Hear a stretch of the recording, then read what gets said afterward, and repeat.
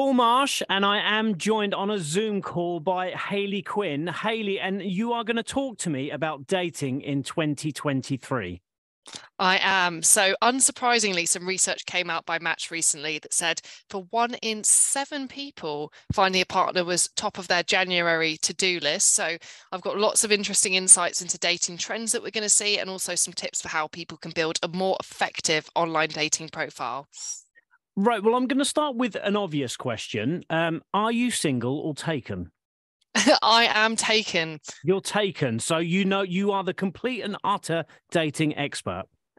You know what? I have to say, though, I was a dating expert before I got married as well. So I've also been a single dating expert. Um, Right. yeah, so I'm not here to tell you that I've got the perfect way of doing things and that me and my husband are perfect people, but hopefully I can instead give some practical tools that will apply to anyone who's listening. Okay. So I met my wife at an online dating site in 2011 when she messaged me. I do want to go on record. That is saying good. that. Yeah, I want to go on record. She messaged me. I'm going to play this for her later. I'm guessing a lot has changed since then. It has, and I think the main things that have changed really is just online dating sites, just like anything else. Like there's fashion and there's trends.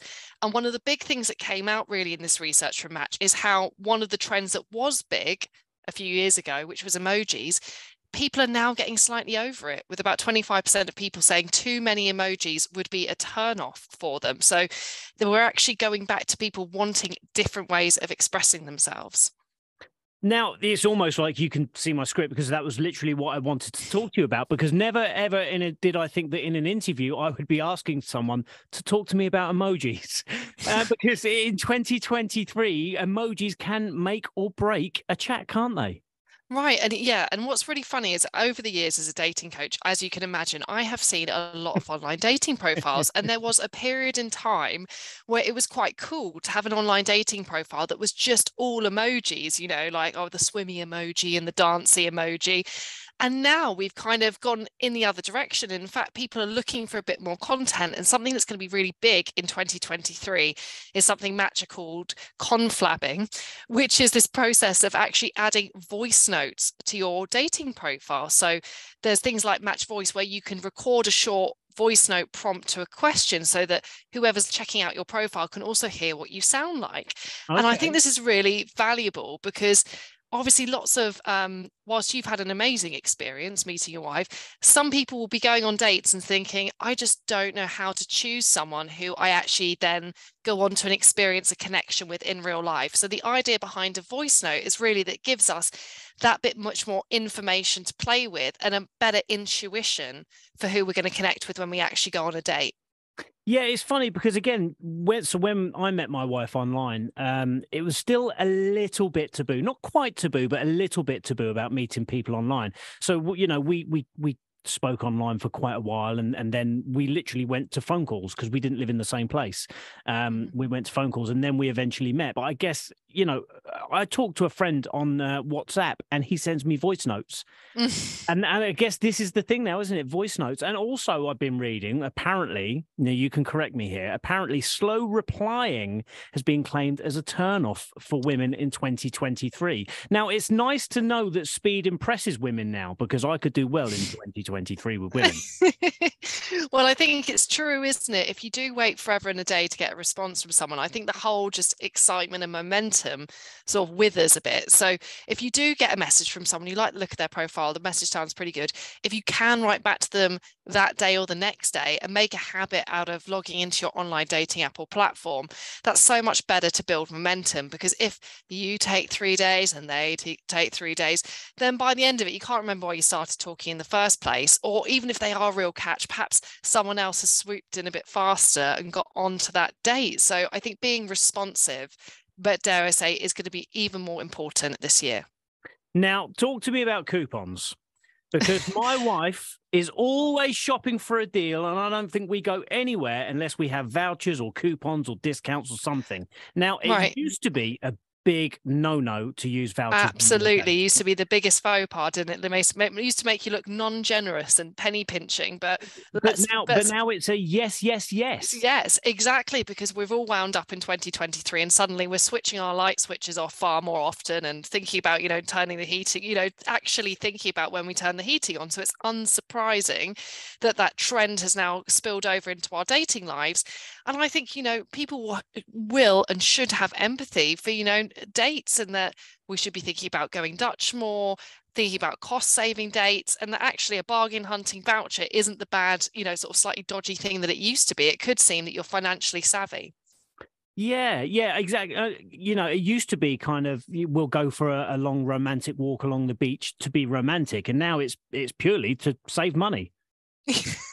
Well, exactly. And I think, those walking dates are really good. And also, if you're sort of on the fence about going on a date with someone, rather than letting the communication go on and on and on and on, not kind of like what you did with your wife, really, you can actually just call someone. And, platforms like Match, they allow you to call through the platform, so you don't have to exchange contact details. So there's a good safety thing there.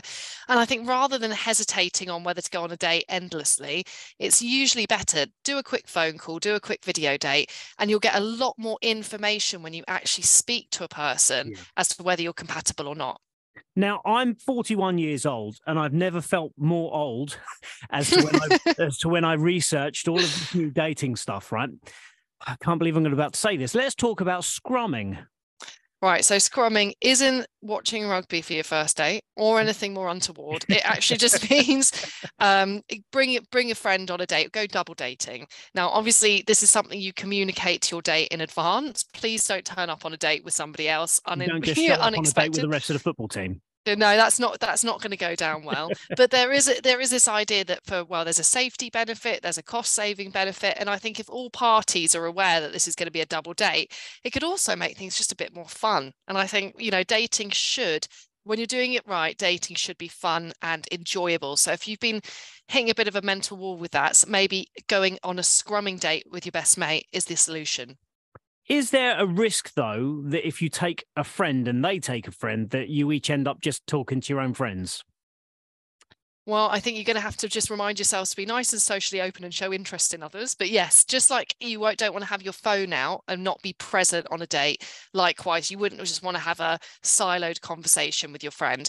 If you're worried again about just the pressure of talking to someone you don't know and you might not click with, just keep your date really short and simple. As you said, that walk along the beach, there's going to be stuff to talk about, umbrellas to be cracked out, at some points. Something short, simple, and cost effective, so you don't feel like you've invested overly your time or your money. It's just less pressure, isn't it? So I think that could be a really good start to a first date. Well, I guess at the end of the day, if you both sat there and chat to your own friends, then this, probably not a great match for each other, are you? Yeah, or it might be a sign that you're both not that open to actually meeting someone, because if you just chat to your friends, you might not be meeting enough new people. There you go.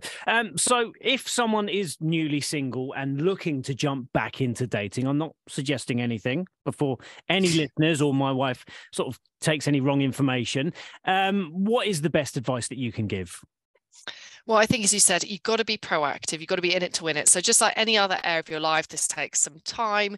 So that might mean for you, that you log on every day to make sure you can be responsive, that you maybe set aside one evening a week where you're like, that is my night to go on a date. If I don't go on a date, that's fine, but I'll leave some sort of gaps in my schedule so I don't end up booking people, into February, because that again will lose momentum.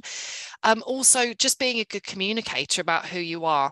You don't need to, it is a cliche, you don't need to change who you are, but you do need to be able to effectively communicate what you're like. Obviously, a wall of emojis does no one any favors in appearing different and unique. So if you can use a voice note or you can hop on a phone call with someone, you're going to set yourself apart. Hayley, thank you so much for talking to us. If people want to find out either a little bit more about you or if they want to find out the best place they can go and meet somebody else, what would you suggest? Definitely go on to Match, or you can also download the app.